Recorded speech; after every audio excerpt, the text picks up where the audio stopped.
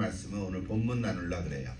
10월 31일 오늘은 시편, 오랜만에 시편을 나눕니다.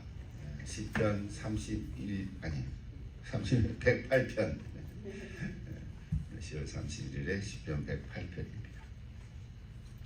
시편 108편은 여러분 잘 아는 대로 시편이 5권으로 나눠져 있잖아요. 5권 중에 두 번째 편입니다. 그러니까 어제와 그제 10월 29일 30일에 시편 107편을 우리가 읽었잖아요. 그래서 오늘 이제 108편이 있는데 오늘 시편 108편을 읽으면서 우리 한번 같이 기도하는 시간 가지면 좋겠습니다. 한 가지만 시편 108편은 다윗의 찬송시 이렇게 돼 있죠. 다윗의 찬송시입니다. 그런데 다윗의 찬송시라고 했는데 사실 다윗을 썼다고 보기는 좀 그렇긴 해요. 왜냐하면 이 시점이 포로 이후로부터 다시 돌아온 다음에 쓰여졌거든요. 그럼 이 다윗은 죽었잖아요. 그래서 아마도 다른 사람이 이제 이 다윗의 이름을 빌려서 이렇게 시를 지었다고 이제 생각할 수 있습니다. 그러니까 그냥 시인인데 다윗 왕조의 회복에 이제 관심을 두었다라고 해석을 하기도 합니다. 그러나 사실 내용을 보면 어떤 다윗 통치에 대한 얘기라기보다도 하나님께 찬양하고 기도하는 것을 언급하고 있어요. 그래서 찬양과 기도의 어떤 사례라 할까, 모범 하나의 본. 이렇게 찬양하고 이렇게 기도하면 좋겠다. 뭐 이런 얘기를 이제 오늘 시편 108편을 통해서 우리가 알 수 있습니다.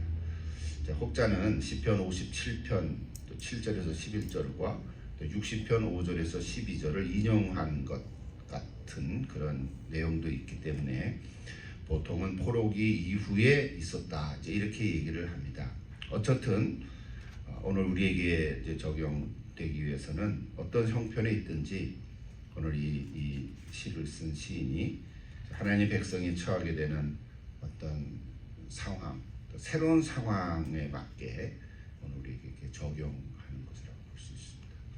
그러니까 그 시가 다윗의 이름으로 다윗이 이렇게 예배를 드리고 기도한 것처럼 우리도 그렇게 하자. 오늘 특별히 종교개혁 날에 이 시편을 읽으면서 우리도 이렇게 적용하자. 이렇게 똑같이 우리가 교훈을 받습니다. 한마디로 전체 주제를 얘기하면 그동안 고난의 시간을 견뎌낸 포로에서 그 고난의 시간을 견뎌낸 하나님의 백성이 구원의 하나님을 찬양하고 도움을 요청하는 간구의 기도입니다. 그래서 예배, 그러니까 찬양과 기도 이렇게 두 가지를 우리가 얘기할 수 있습니다. 세 부분으로 나눠서 읽겠는데요. 먼저 1절부터 5절 같이 한번 읽겠습니다. 1절부터 5절 우리가 한 목소리로 전체를 읽겠습니다. 시편 108편 1절입니다. 하나님이여 내 마음을 정하여 싸우니 내가 노래하며 나의 마음을 다하여 찬양하리로다. 비파야 수고마 깰지어다. 내가 새벽을 깨우리로다. 여호와여 내가 만민 중에서 주께 감사하고 문나라 중에서 주를 찬양하오리니 주의 인자하심이 하늘보다 높으시며 주의 진실은 궁창에까지 이르나이다. 하나님이여 주는 하늘 위에 높이 들리시며 주의 영광이 온 땅에서 높임 받으시기를 원하나이다. 아멘. 너무 좋은 시입니다. 하나님께 도움을 요청하는 기도를 드리기 전에 이 시인은 먼저 하나님께 찬양을 합니다. 기도 전에 찬양을 드립니다. 앞으로 무슨 일이 일어날는지 모르지만 그럼에도 불구하고 이 시인은 하나님을 찬양하겠다는 하나의 의지를 보인 거죠. 일종의 나는 찬양하리라 하는 믿음의 선언이에요. 오늘 여러분도 찬양하리라 하는 그 믿음의 선언이 있기를 바랍니다. 나는 어떤 형편에 있어도 하나님을 찬양할 거야. 찬양 이렇게 꼭 노래라기보다는 하나님을 경배하는 거죠. 요즘 말로 하면 하나님을 예배하는 것입니다. 나는 어떤 형편에 있어도 나는 하나님께 예배할 거야. 힘들고 어려운 순간에도 예배드릴 수 없는 상황에도 하나님께 예배할 거야. 뭐 이런 마음인 거예요. 여러분 그래서 우리가 이렇게 얘기해요. 예배에 승리하면 모든 것을 다 이길 수 있다. 그래요. 맞습니까? 여러분 예배를 잘 드려야 돼. 예배에 승리하면 모든 걸 이길 수 있습니다. 그래서 예배를 회복하자. 뭐 이런 주제가 얼마나 많습니까? 예배를 회복합시다. 사실은 어떻게 보면 여러분 예배는 좀 계속 반복적인 거죠. 지난주에 드리고 다음 주에 또 드리고, 그리고 뭐 기도에는 좀 형식이 없지만은 여러분 예배 보면 이렇게 어느 정도의 순서들이 있잖아요. 물론 내용은 그때 바뀌어지겠지만 예배하면 어떤 게 틀에 갇혀져 있는 건 사실이잖아요. 그러니까 예배는 반복적인 거예요. 근데 예배는 반복적인 건데 잘못하면 이게 매너리즘에 빠져요. 반복적인 거니까. 그래서 예배가 반복적이지만 매너리즘에 빠지지 않는 게 참 중요합니다. 그래서 예배를 진짜 예배를 하나님께 드릴 때, 그러니까 반복적이지만 반복적인 그 신앙의 행위가 오히려 매너리즘에 빠지지 않게 하는 거예요. 그게 예배의 회복인 거예요. 그래서 여러분 예배의 회복이라는 게 뭐 예배를 안 드렸던 사람이 예배를 드리는 것도 물론 회복이지만 우리가 매번 드리는 이 예배가 내가 매너리즘에 빠지지 않게 하는 것, 그 자체가 예배의 회복이에요. 여러분이 날마다 드리는 예배가 그래서 매너리즘에 빠지지 않기를 원합니다. 그래서 많은 사람들은요, 이 매너리즘에 빠지지 않기 위해서 어떻게 하냐면 자꾸 뭘 그냥 섞어요. 새롭게 하기도 하고 이렇게 하기도 하고 저렇게 하기도 하는데, 사실은 그거보다 순수하게 정말 하나님을 찬양하고 예배하는 그 반복적인 거지만 그 자체가 오히려 매너리즘에 빠지지 않게 합니다. 그래서 이렇게 말할 수 있어요. 예배는 반복적인 신앙 행위지만 그 가운데서 예배의 회복이 일어난다. 그래서 여러분 반복의 은총이 있습니다. 여러분 늘 반복하는 것을 통해서 하나님 우리에게 은총을 베풉니다. 어쩌면 날마다 일어나서 성경 읽고 기도하는 게 늘 반복적인 거잖아요. 근데 그 반복적인 걸 통해서 오히려 하나님의 은총이 있습니다. 여러분 날마다 밥을 먹잖아요. 별거 아닌 것 같은데 우리는 한국 사람이니까 쌀밥을 먹잖아요. 작곡도 섞이긴 하겠지만 늘 그 밥 먹는 자체가 반복적인 건데 가끔은 다른 걸 섞어서 먹지만 그 반복적인 것 자체가 우리에게 에너지를 주는 거죠. 마찬가지로 영적으로도 반복적인 신앙행위, 특별히 예배인 것 같지만 그 예배를 통해서 하나님의 은총이 있습니다. 여러분 예배를 드릴 때마다 감격과 기쁨이 있기를 축복합니다. 오늘 첫 번째 그 기도의 내용 속에 뭐 할 얘기가 많죠. 뭐 새벽을 깨우리다 이거 갖고도 얘기할 수 있겠고요. 또 만민의 그 찬양곡이 또 있잖아요. 뭐 그런 얘기할 만한이 없는데 오늘 초점은 높임을 받으소서 하나님을 예배하는 것입니다. 두 번째 부분 보십시다. 구원하소서라고 되어 있는데요.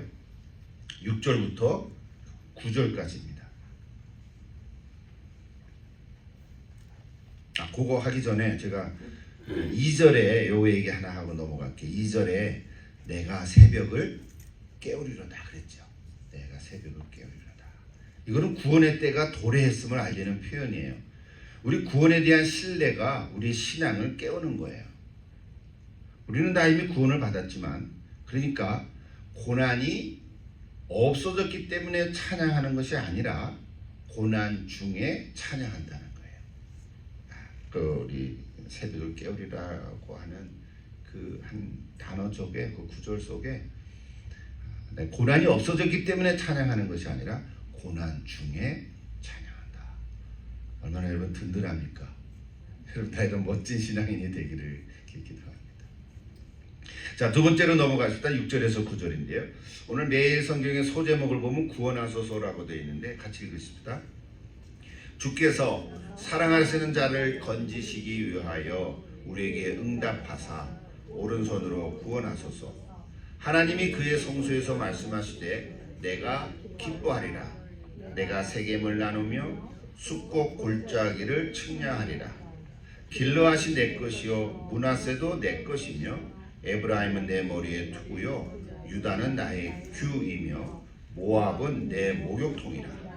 에돔에는 내 신발을 벗어 던질지며 블레셋 위에 내가 외치리라 하셨도다. 예, 재미난 비유적인 표현이 많은데요.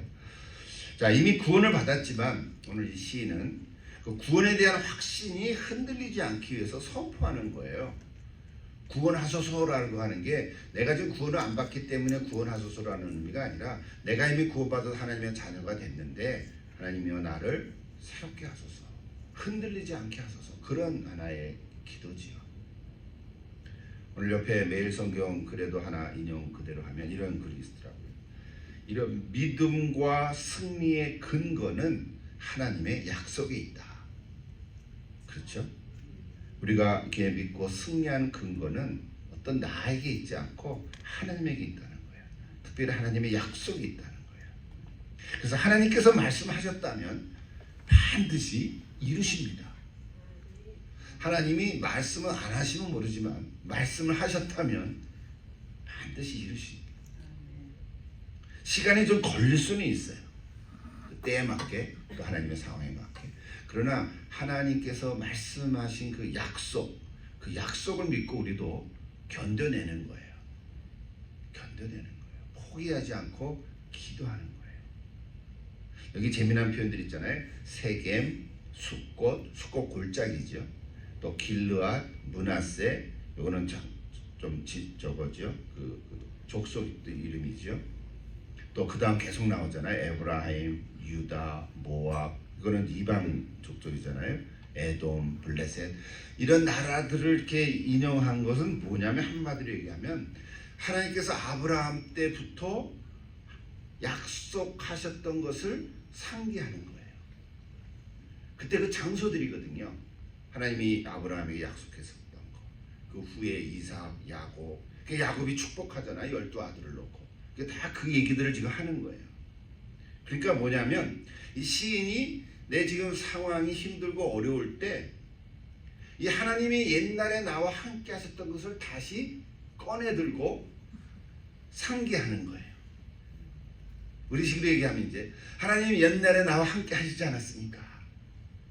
내가 그때 힘들고 어려웠을 때, 내 한국에서 그때 어디서 살 때 하나님 나를 도와주시고 함께 하시지 않았습니까?